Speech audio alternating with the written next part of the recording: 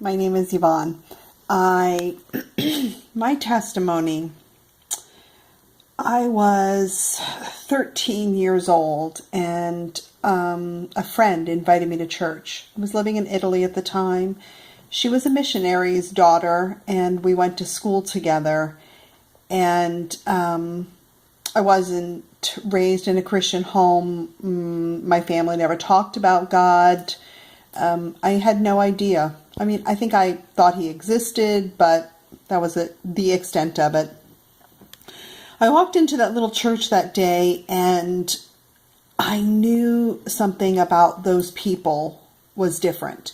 I knew something in that place was different. My dad was an alcoholic and my mom was emotionally abusive, and I don't know that I ever really knew what love felt like. And so in that church that day, I absolutely, positively, clearly felt it. And I knew God was calling me to himself.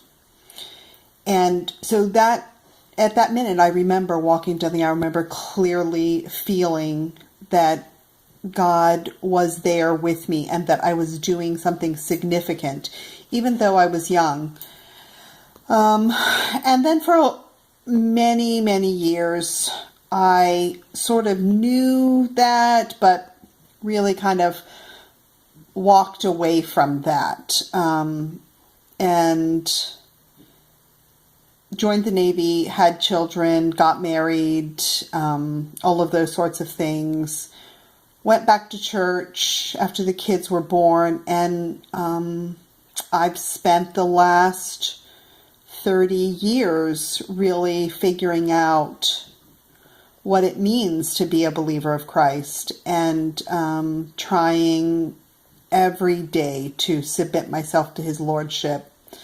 I now understand that it's not a prayer one time that makes me a follower of Christ. And so that process is still ongoing, obviously, and I'm grateful for the opportunity to be here now. The last decade has been especially rough. My husband has gotten really sick and he was in the ministry, and